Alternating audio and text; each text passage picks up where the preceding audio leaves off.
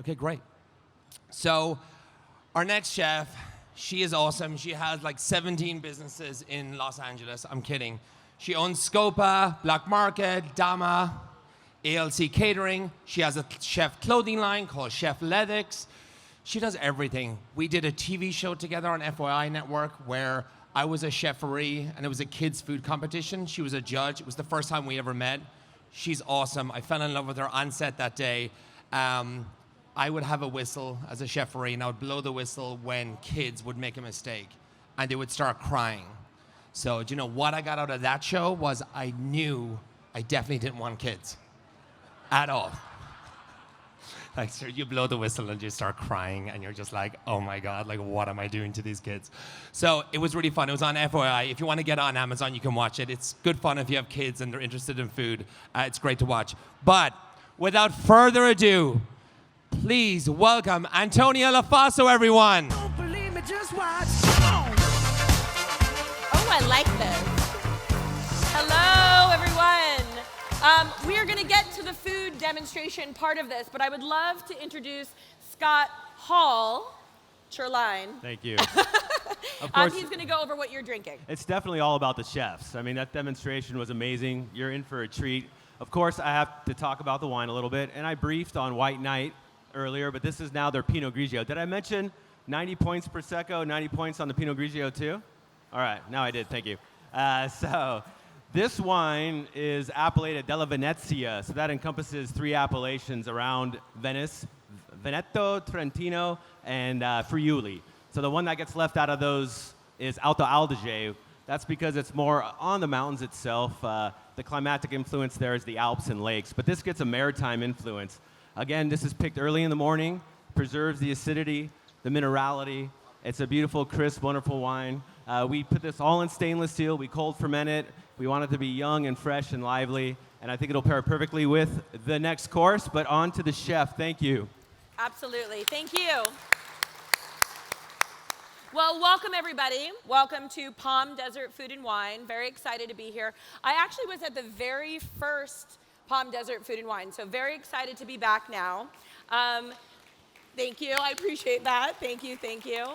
I am originally from Long Island, New York. I don't know if we have any other Long Islanders. Oh, good. Usually it's like 1 or 2, especially the farther we get away, but there's always 1 or 2 in the audience. I grew up an American Italian from a very small city in Long Island, mostly just eating Italian food. That's what I grew up on, but a very sort of American Italian, and I think you kind of know what I'm talking about. The rigatoni alla vodka, the cannelloni, the tiramisu, and for me, it's a very, very rich, deep part of the way that I grew up, and it's the food that we do at Scopa, which is one of my restaurants in Los Angeles.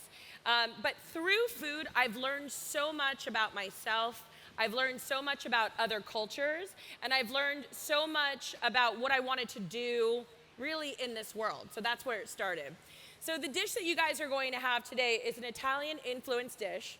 You're gonna have, it's a sweet pea ravioli with a mushroom nage, which is basically just a reduction of mushroom, fresh button mushrooms that have been cooked down, with some fresh English peas, some wild mushrooms, and Parmesan cheese. Now, where I got this dish from has been my experience of food, right? So I didn't wake up as an 11-year-old in Long Island, New York, and decide to make a sweet pea ravioli, right? The only thing that I really knew were the dishes that I just kind of mentioned. The quintessential American Italian dishes, lasagna, garlic bread, cannelloni, those things are what I really, really loved. When we moved from Long Island and we moved to the San Fernando Valley, okay? So I went from New York to the San Fernando Valley. Yes, Valley. I'm proud of it. So my first experience of food that didn't include lasagna, cannelloni, tiramisu, my parents said, I'm gonna take you to the best Mexican restaurant ever. And I was like, great, where are we going? He's like, we're going to El Torito. I was like, great. My parents said in their very deep Long Island drawl, They cook food, it comes right out on a tray, it's still sizzling. Fajitas, okay? And my mom was obsessed with corn pudding, which we all know now is a sweet corn tamale. So El Torito was it for me. I had never had anything other than Italian food. I mean, really had like Chinese and here and there, but something that is different as Mexican food. And I was hooked. I could not believe the flavors and the difference. And obviously, I've had other Mexican food and traveled all through Mexico now and done some real exploration of Mexican food. El Torito was a great start. I'm not saying anything against it, but it was a start. But it was really in that moment that I realized that food was so much more than just what I was taught when I was a kid. And so my food exploration started. I was going to friends' houses and excited about what their parents made versus what my parents made. And we were at a neighbor's house, and the mother brought out a Jell-O mold. Again, I was like, what is this? I know it sounds crazy. I was 11 years old, and I had never had fajitas, and I'd never seen a Jell-O mold. My mother was very strict.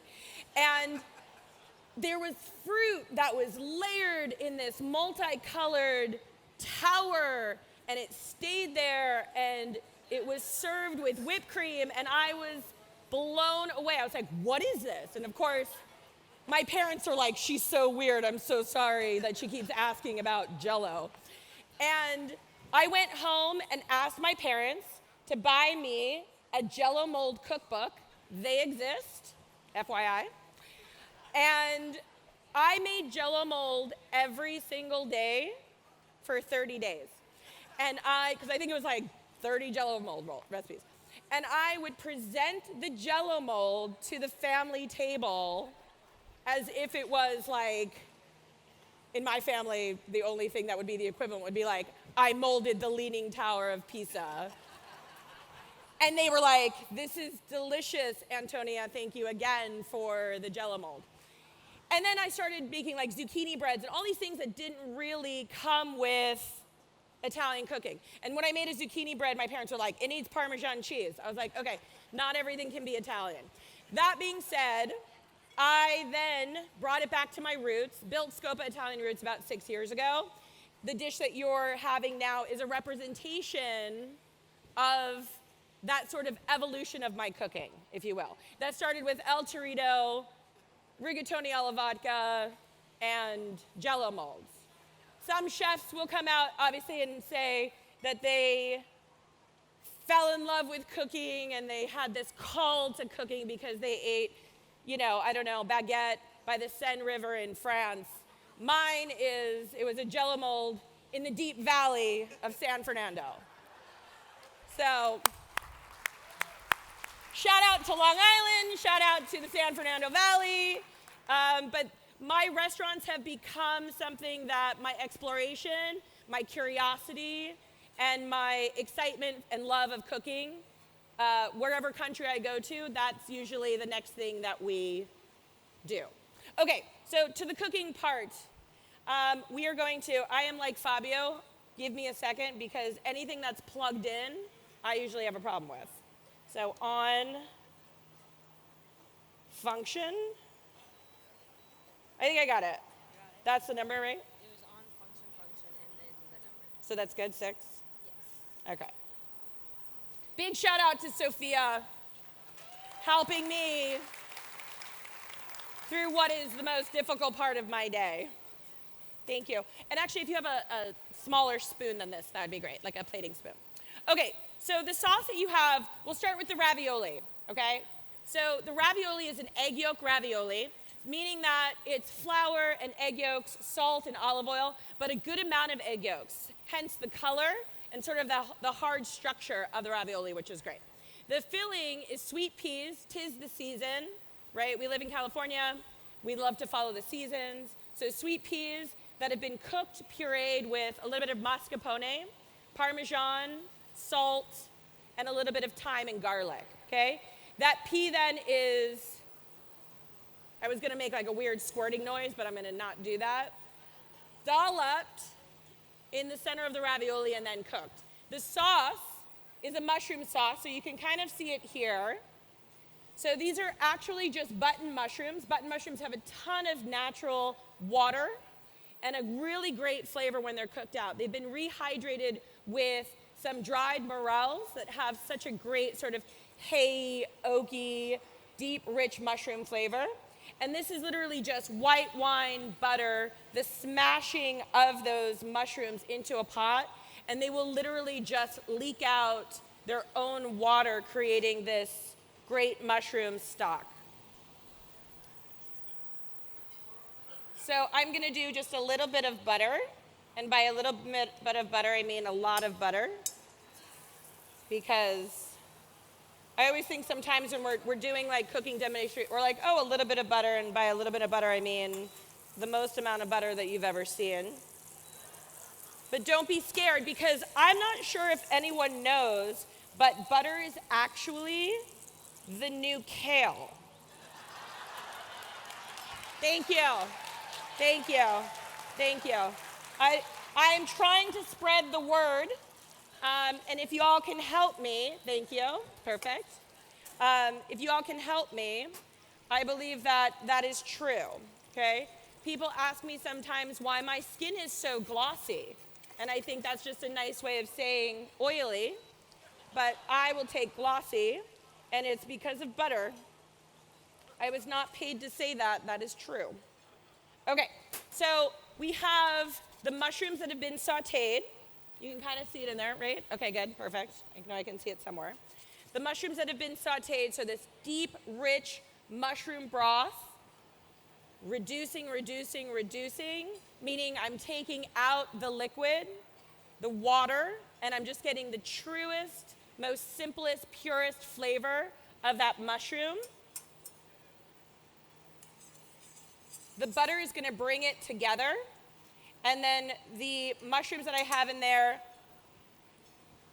are the beautiful morels that are in your sauce, as well as black trumpets. So that's just gonna reduce. I'm gonna add my peas at the very last second, because I want the peas to retain their color. There's a really beautiful greenness and a freshness to them. If I was to put them in something hot for too long a period of time, they discolor, and nobody likes a discolored pea. I mean, maybe they would, but we're not gonna do it today.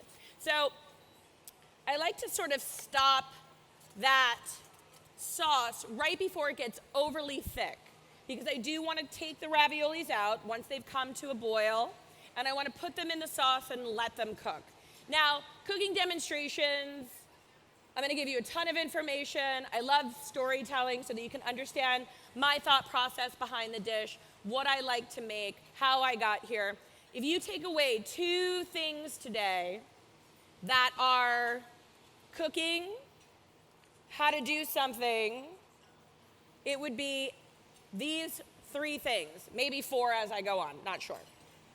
Is that making sure your water is beautifully seasoned and salted like the ocean, okay? I know that seems crazy, but salt is also really good for you. Yes, good, smile, yes, good job. Good job. You did a good job. So the water is seasoned and salted like the ocean. My raviolis, because it is a fresh pasta, they're going to come to the top, and I will know that they're done. Now, my mom used to say, when they come to the top, they're done. I was like, I don't think so. She gets very upset when I say that. I think they always need another minute to a minute and a half once they've come to the top, right? Especially when we're talking about an egg yolk dough. It's a little bit more dense. It needs a second. Don't panic, right? So once they come to the top, I'm gonna give them another minute and a half. Then I'm gonna put them in the sauce, and they're gonna cook another minute in that sauce. And then we'll finish with more cheese than you'll ever see in your entire life. So first cooking instructions, salt the water. That was already done for me by the wonderful Sophia. We can clap for her all day. That's just it. Second bit of information, you're gonna cook the pasta in the sauce. And I know what you're thinking. I know what you're thinking. Oh, Antonia, if I'm cooking at home, we're cooking for like 6 people and I can't cook one little pot, right? Yes, someone shook their head. I saw it. Okay, if you're at home and you're making like a big pot of spaghetti and meatballs, or you're doing a big pot of linguine and clams, right? And you're making it for 6 to 8 people. I don't know how many family members you have. You can still do that, okay? You make the big pot of sauce. The water is boiling on the side. You dump out the pasta. Instead of making sauce in a small little pot, you put it in a large pot. You pour the pasta back into that big sauce pot. Did I lose you? Good, okay. Big pot, little bit of sauce, lots of pasta in the pot, great. Mix it, cook it, cheese it, herb it, and then sometimes I get savage, right? Just put that pot on the table, okay? You can plate it if you want to be fancy. I always like to be rustic, and I don't know, these days it just makes you look like, you know, people are sometimes scared of cooking, and when you're not scared of cooking, it shows, and you're like, I made this great pot of pasta, and I'm just gonna stick it down in the middle of the table and scoop it out. And there's kind of this familial community element that happens. But when the pasta has an opportunity to absorb the sauce instead of just kind of a scoop and serve, there's so much more that goes into that. Oh my God, I'm like a pro now. They were like, are you scared? Are you ever scared getting up and giving demonstrations? I'm like, no, I'm only scared of electric pots and pans. It's like the only thing that scares me in life. Okay, I'm gonna just continue scooping this in my mouth because you guys are not eating this, I am. How was the pasta? Did everyone enjoy? Good? That's always scary. Can you imagine it just got silent? So, I'm glad you enjoyed it. Again, you're gonna actually see the pasta turn the color of the sauce, so it's gonna get a little bit of brownness. Again, we're adding more butter, right? Because it's like eating kale, so that's good. We're getting our vegetables in for the day. At the very, very end, I'm gonna add the peas because we want to keep them green. Thank you, gentleman in the front. Clearly the only one paying attention. Okay. Then I have all of this really grated, finely grated, excuse me, not really grated, obviously it's grated. Finely grated Parmesan Reggiano that is just gonna go and melt away.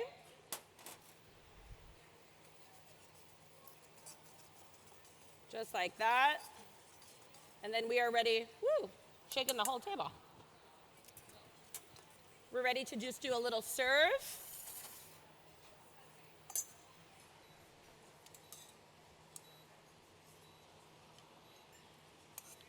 So right there on the plate. The only thing I would tell you, this is my pet peeve about raviolis. There is a top and a bottom, just like your English muffins, people, okay? Do you ever hear when people try to tell you that there's no such thing as a top or a bottom to your English muffin? Okay? There's the same thing. There's a top and a bottom to your raviolis. Do a little bit of that sauce over the top. Gonna do a little bit of Parmesan Reggiano grated over the top because my motto in cooking pasta is when you think that there is enough cheese in the pasta, add more cheese. My God, it's like we are family. Either that, you've been to another one of my demos. And then just a little bit of micro pea tendril on top. Easy, simple, right? Not really, it's time. I love and appreciate all of you. Do you have questions, comments, or concerns? Yes? No? Don't be shy. Yes?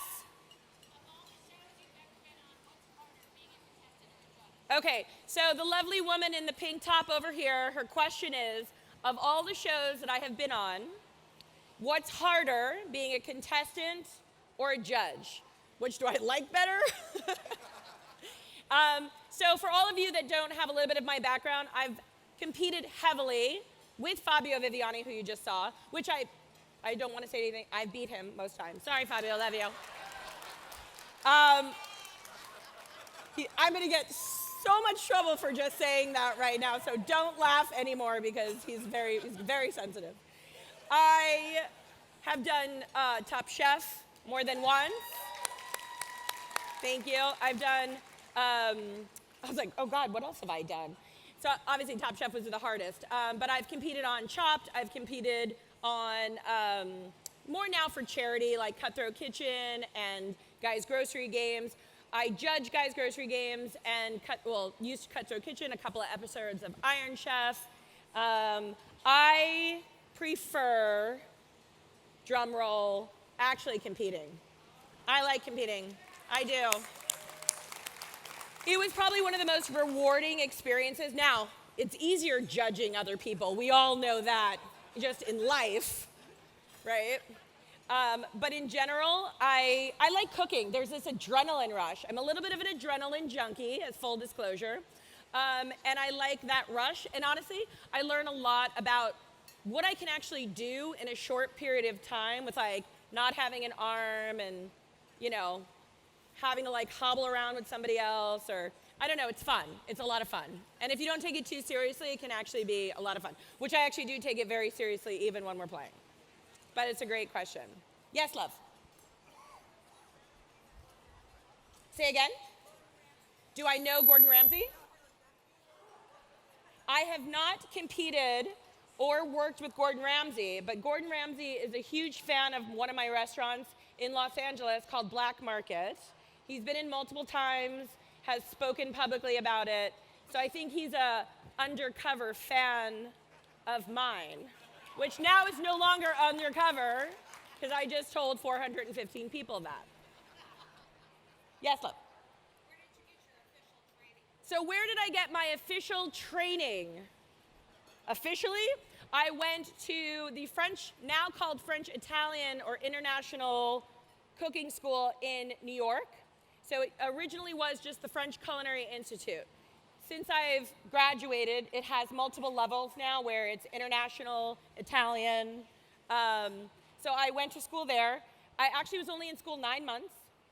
I loved the school, but I always say my official training, I worked for Wolfgang Puck at their flagship Spago in Beverly Hills for many years, and I had incredible mentor chefs there. So the real life experience of being in the kitchens, working along talented, incredible people has really been my training. But I loved my school. Loved my school. Yes?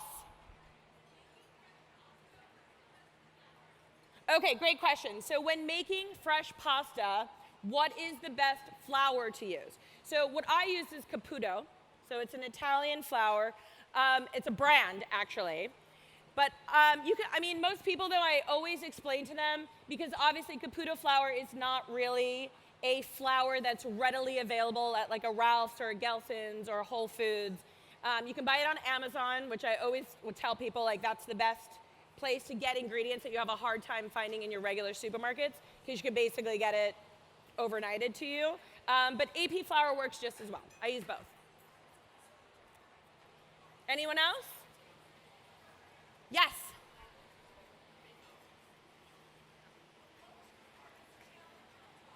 Oh, okay. So I have to say, I'm doing such a good job hearing you guys from all the way back there. I thought I was going to have my ears checked. I am like 20/20. I don't know if that's a vision here thing, but you guys have all just saved me a trip to the doctor. So thank you, because I can hear that far away. Thank you. What was the hardest challenge on Top Chef? Or I'm just a really good lip reader. The hardest challenge on Top Chef,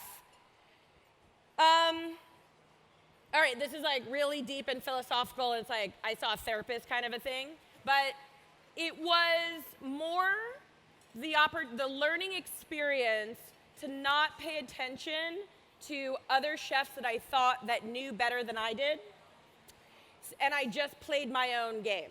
And when I played my own game and actually just cooked my own food, I was very successful.